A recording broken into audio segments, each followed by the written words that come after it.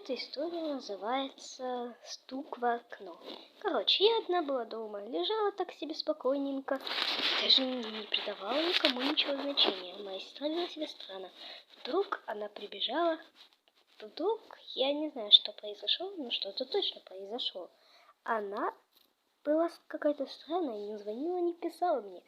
И в данный момент это было редко, что она мне отвечала, так как у каждого был свой дом. Потом я легла спокойно, и появилась опять она. Не думав почему-то, но она была с ножом. Я подумала, что что-то не так. Опять же так и села, не знав причины, что и почему. Я просто этого боялась. К тому, что меня задержит мое ловкое дыхание. К тому же она стояла, потом исчезла, растворилась в воздухе. Я уже подумала, это не дело. И легла и позвонила своей сестре. Тем временем она мне ответила, пошла в глаза, как я могла у тебя появиться и раствориться. И сказала, не звони мне, я занята делами. И если ты мне позвонишь, что это была не я. Расправляйся с этим делом сама.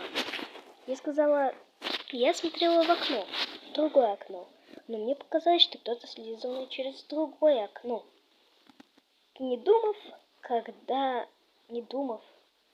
я просто сидела в телефоне, лежала. Мне было все равно, что происходило там. И когда я решила посмотреть в телефоне, что-то можно сделать, но видев странное чувство, что кто-то смотрит в окно, я сидела в телефоне до вечера. Я уже пошла в гостиную, и я сначала легла на пол, точнее на коврик. Хотела позаниматься гимнастикой немного. Но тут поняла, что у меня стресс от того, что такое чувство, что кто-то смотрит мне в окно и хочет постучать. И сказала мне мое чувство, давай, иди и просто по медитация у меня была в голове.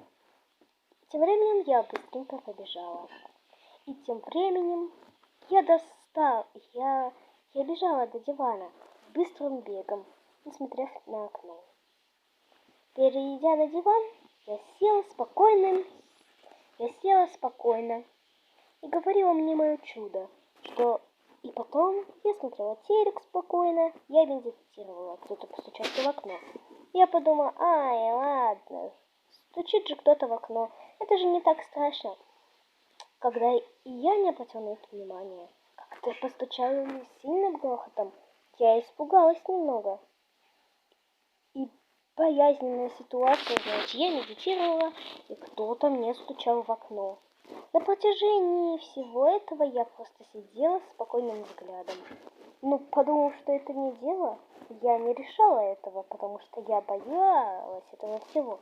Так как в квартире я одна, моя мама, она уехала на дачу. Всем пока!